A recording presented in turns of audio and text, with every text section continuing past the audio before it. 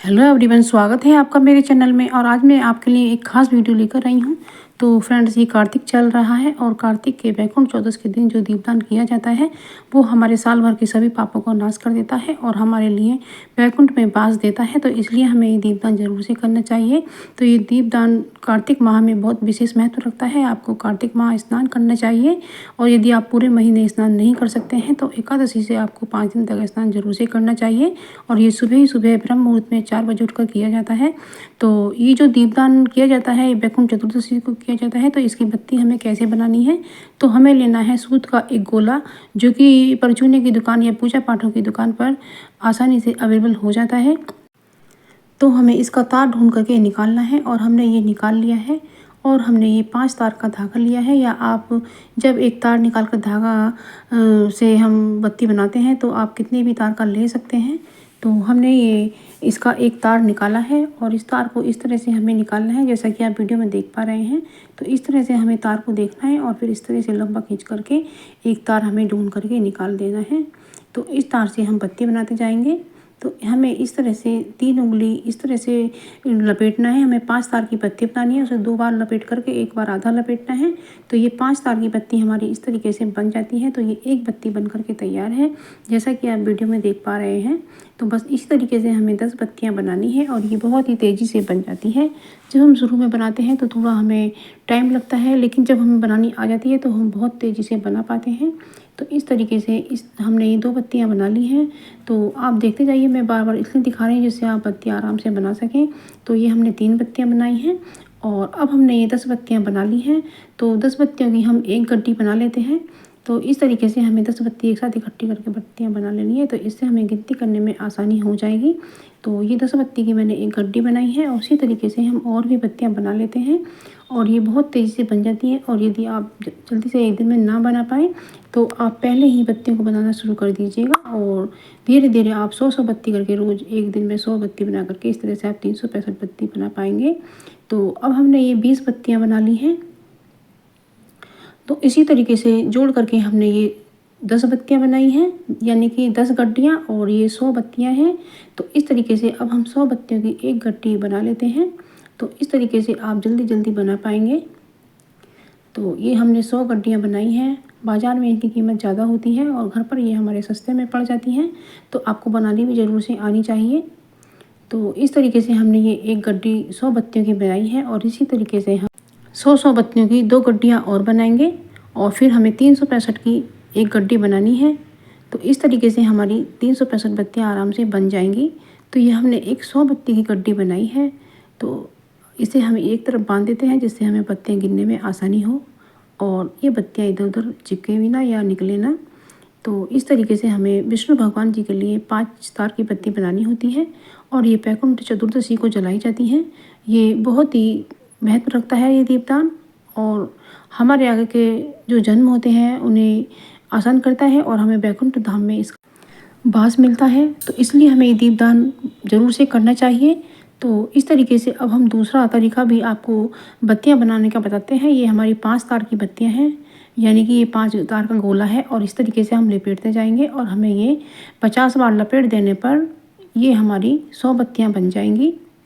तो इस तरीके से हम इसे 50 बार लपेट देते हैं, यानी कि 50 बार लपेटने से 5 तार की एक बत्ती है तो 2 जगह 2 बत्तियां बन जाएंगी। तो इस तरीके से हमारी ये 100 बत्तियां बहुत ही आसानी से बन जाएंगी।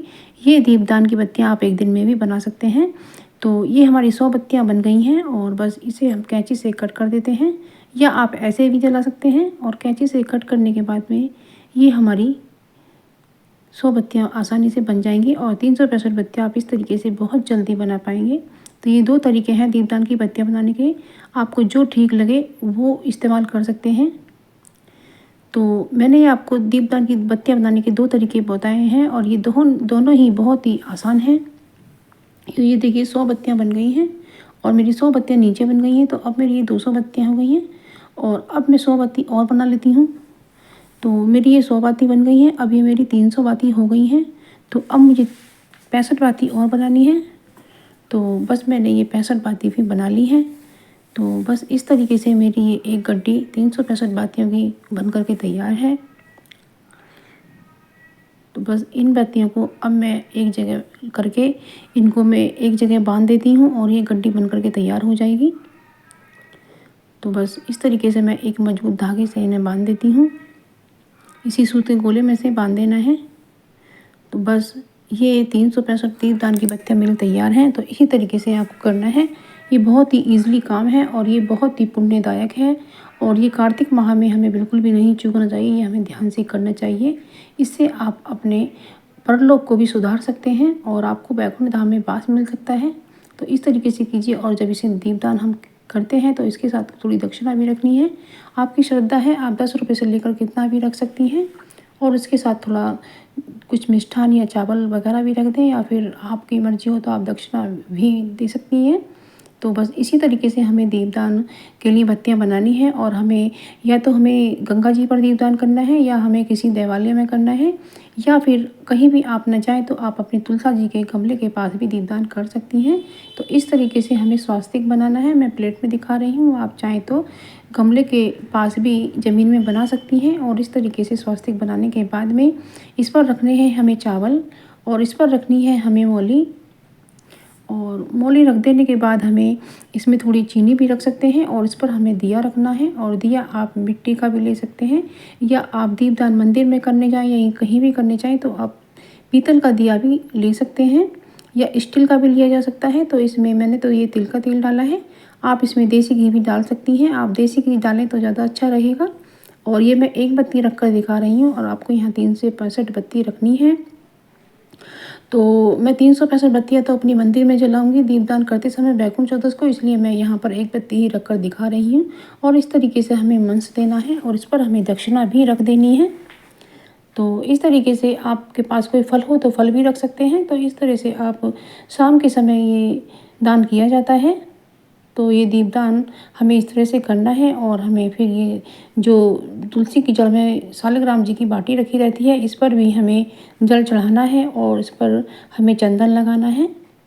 तो इस तरह से तुलसी की जड़ में विष्णु का पूजन बताया गया है जो हमें बहुत ही पुण्य लाभ दिलाता है। और इस पर हमें तुलसी जी का पत्ता भी चढ़ाना है, लेकिन हमें शालिग्राम जी पे कभी भी चावल नहीं चढ़ाने चाहिए, इन पर हमें तिल चढ़ाने चाहिए। तो देख सकते हैं आप ये इस तरीके से दीपदान होता है। तो ये बहुत यूज़फुल टिप्स है, आप इस तरीके से अपने कार्तिक माह में वैकुंठ चौदस को दीपदान करिएगा फ्रेंड्स। ये बहुत ही पुण्यदायक है और आप चाहें तो गंगा जी पर भी कर सकते हैं। तो जब टिप्स आपको कुछ ऐसी मिल जाती हैं जो आपके काम को आसान करे और आपके लोक और परलोक को सुधारे तो कितना अच्छा होता है। तो मैं नई नई वीडियो लेकर आती रहती हूँ, आप ज़रूर से देखते ही रहिएगा फ्रेंड्स। मैंने ये किचन टिप्स के अंतर्गत ही आपको बताया है। तो फ्रेंड्स मिलते हैं एक नई वीडियो में, तब तक के लिए जय श्री कृष्णा। और आप मेरी वीडियो दुनिया के किस कोने से देख रहे हैं ये मुझे कमेंट सेक्शन में ज़रूर से बताइएगा। और मेरी वीडियो पसंद आने पर उसे लाइक शेयर कमेंट कीजिएगा और चैनल पर नए हैं तो मेरे चैनल को सब्सक्राइब भी ज़रूर कीजिएगा। Thank you.